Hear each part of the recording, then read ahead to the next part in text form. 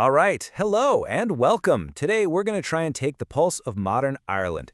And to do that, we're looking at 5 stories that, at first glance seem totally disconnected. We're talking courtroom drama, public safety crises, and then we're going to end on something, well, completely unexpected. So let's just dive right in. Okay, so our journey starts with this number right here, 60,000 euros. That's the price tag on a deception so bold it just left an entire community completely reeling. I mean, what on earth could possibly be worth that much? Well, that's exactly how a court described it. And get this, we're not talking about some slick, high-tech financial heist here. No. This is all about a primary school teacher, a classroom, and a lie so stunning it was kept up for months on end. All right, so first up, scandals and standoffs. We're looking at 2 teachers. Both of them ended up in this huge standoff with the Irish system, but for, let's just say, very different reasons. So, meet Emer Carroll. She's a 43-year-old teacher from Birr, and she pleaded guilty to faking not 1, but 2 separate pregnancies. I mean, the level of commitment to this fraud is just mind-boggling. This wasn't just some paperwork trick. She wore a prosthetic, false bump to school every single day. She forged letters, even used the names of real doctors from a real hospital, all to get her hands on nearly 60,000 euros in maternity benefits.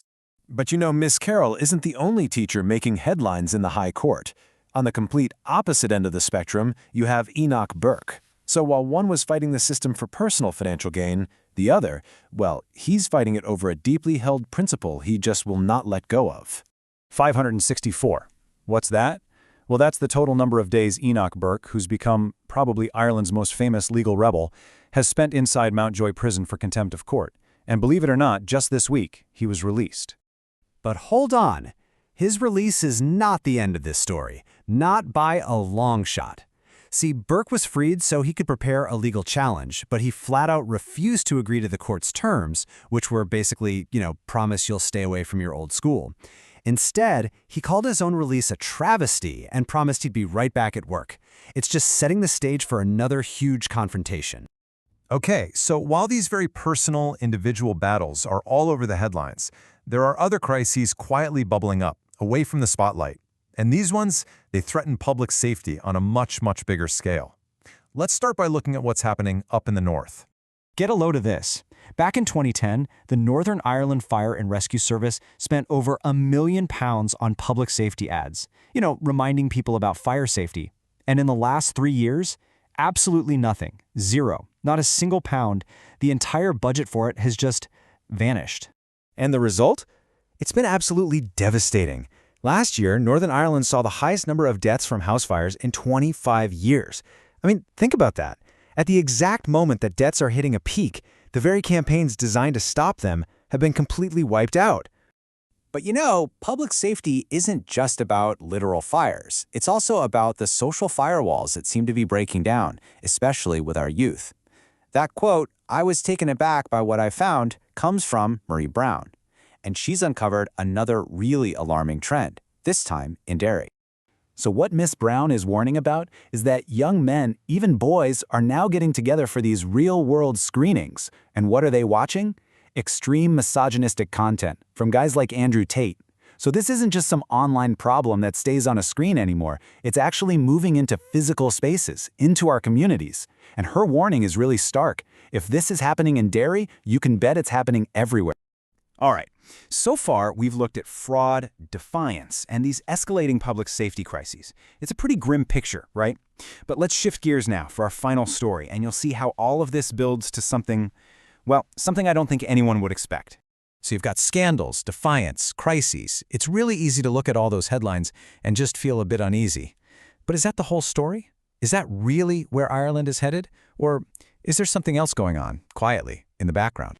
Well, the International Monetary Fund, the IMF, one of the biggest economic institutions in the world, they recently did this huge global study, and they weren't looking at courtroom scandals or social problems. Nope, they were looking at the future of work. And their whole research project boiled down to this one absolutely critical question. As artificial intelligence gets ready to completely reshape, every industry on the planet, which country is the most ready for it? Which nation's workforce is best prepared to not just survive the change, but to actually thrive in it? And the answer, which is just stunning, is Ireland. According to the IMF, Ireland is ranked number 1 in the entire world, better prepared than Singapore, better than the UK, better than the United States. I mean, while the rest of the world is worrying about being replaced by robots, it turns out Ireland is apparently in the best position to lead the charge. So the big question is, why Ireland? What's the secret?